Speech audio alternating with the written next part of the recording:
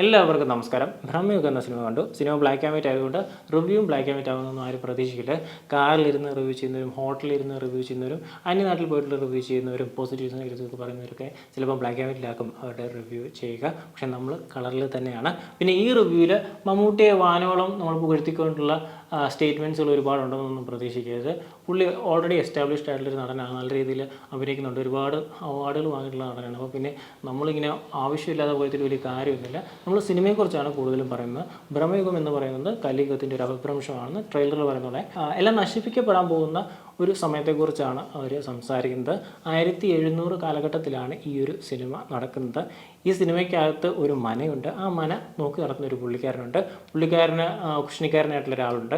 അപ്പം ഈ മനയിലേക്ക് അർജുന അശോകൻ കയറി വരുന്നു. അർജുന അശോകൻ്റെ ക്യാരക്ടർ കയറി വരുന്നു.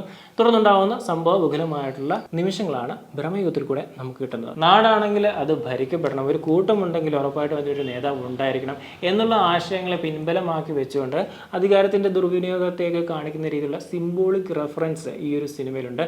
തൻ്റെ മനയിലേക്ക് വരുന്നവരെ എല്ലാം അടിമകളാക്കുന്ന പോറ്റിയുടെ സ്വഭാവം അതിന് കൃത്യമായിട്ടുള്ള ഉദാഹരണമാണ്. ഈ സിനിമ മുന്നോട്ട് പോകുന്നത് അർജുന അശോകൻ്റെ കഥാപാത്രത്തിലൂടെയാണ്.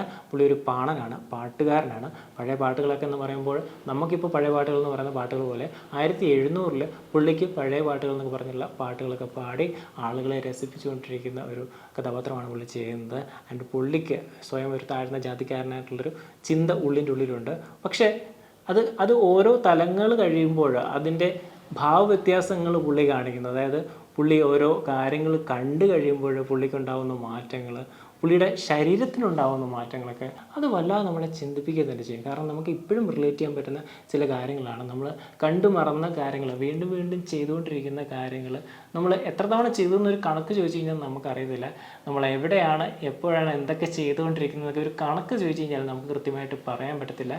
ആ അവസ്ഥ ഈ സിനിമയിൽ പലയിടങ്ങളിലായിട്ട് കാണിച്ചു തരുന്നുണ്ട്. സിനിമയുടെ ആദ്യ പകുതിയിൽ കഥ പറഞ്ഞ് തുടങ്ങുമ്പോൾ കഥാപാത്രങ്ങളെയൊക്കെ നമുക്ക് പരിചയപ്പെടുത്തുമ്പോൾ സ്ലോ പേസിലാണ് പോകുന്നത്. ആ സമയങ്ങളിൽ നമ്മുടെ ഡയറക്ടർ നല്ല ബാക്ക്ഗ്രൗണ്ട് മ്യൂസിക് കൊണ്ടും നല്ല വിഷ്വൽസ് കൊണ്ടും ആ ഗ്യാപ്പ് അങ്ങ് ഫില്ല് ചെയ്യുന്നുണ്ട്. ഇപ്പോൾ ഇൻട്രോ ഇല്ലാത്ത മമ്മൂട്ടിക്കൊക്കെ ബാക്ക്ഗ്രൗണ്ട് സ്കോർ വെച്ചിട്ട് അവർ ഇൻട്രോ സെറ്റ് ചെയ്യുന്നുണ്ട്. മമ്മൂട്ടിയുടെ മുഖമൊക്കെ കാണിക്കുന്ന കുറച്ച് താമസിച്ചാണ്. അതൊക്കെ നല്ല രീതിയിൽ സിനിമയിൽ വന്നിട്ടുണ്ട്.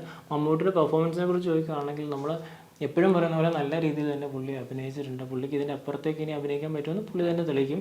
ഈ മൊസാർട്ട് എന്ന് പറഞ്ഞ ആ ഒരു ക്യാരക്ടർ നിങ്ങൾ കണ്ടിട്ടുണ്ട്. അമഡ്യൂസ് എന്ന് പറഞ്ഞിട്ടുള്ള 1980s ഒരു സിനിമയാണ്. അതിൻ്റെ അകത്ത് മൊസാർട്ടിനെ അവതരിപ്പിച്ചൊരു പുള്ളിക്കാരനുണ്ട്. പുള്ളിക്കാരൻ്റെ അഭിനയത്തെ ഓർമ്മിച്ചിട്ടുണ്ട് മമ്മൂട്ടി ഈ ഭ്രമയുഗം എന്ന് പറയുന്ന സിനിമയിൽ നല്ല രീതിയിൽ അഭിനയിച്ചിട്ടുണ്ട്.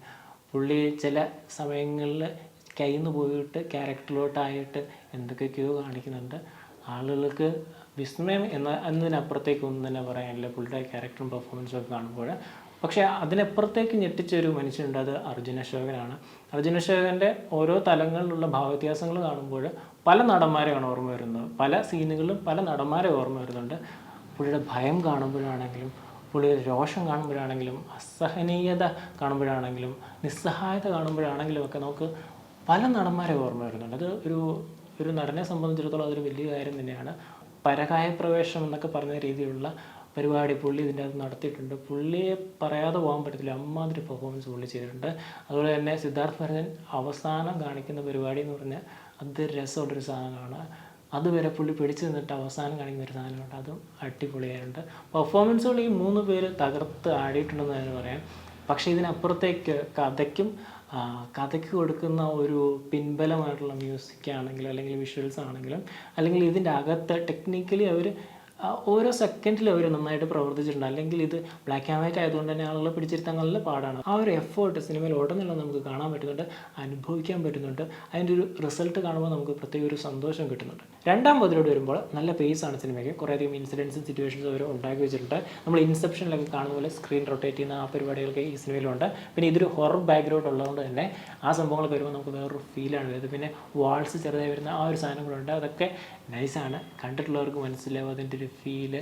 നല്ല രീതിയിലുള്ളൊരു ക്ലോസ്ട്രോഫോബിക് എഫക്റ്റൊക്കെ അത് നമുക്ക് സിനിമ തരുന്നുണ്ട്. നല്ലൊരു വിഷ്വൽ തിയേറ്ററിക്കൽ എക്സ്പീരിയൻസ് തന്നെയാണ് ഭ്രമയുഗം. ഭ്രാന്തിൻ്റെ പല അവസ്ഥാന്തരങ്ങളൊക്കെ നമുക്ക് ഈ ഒരു സിനിമയുടെ അവസാനം കാണാൻ പറ്റും. മണിച്ചിത്രത്താഴിലൊക്കെ പറയുന്ന പോലെ ആ ഒരു സഞ്ചാരം നമുക്ക് ഈ സിനിമയിലൂടെ സാധിക്കപ്പെടും തന്നെയാണ് പറയുന്നത്. എത്രയും പെട്ടെന്ന് തിയേറ്ററിൽ ടിക്കറ്റ് ബുക്ക് ചെയ്യുക. എന്തെന്ന് വെച്ച് കഴിഞ്ഞാൽ പല കാര്യങ്ങളും പുറത്ത് വന്നു കഴിഞ്ഞാൽ പിന്നെ ഈ സിനിമ കണ്ടിട്ട് കാര്യമില്ല. കുറേ കാര്യങ്ങൾ ഈ സിനിമയ്ക്ക് ഉള്ളിൻ്റെ അകത്തുണ്ട്. സീക്രട്ടായിട്ടിരിക്കട്ടെ, അത് കണ്ട് അനുഭവിക്കുക. And see you next time.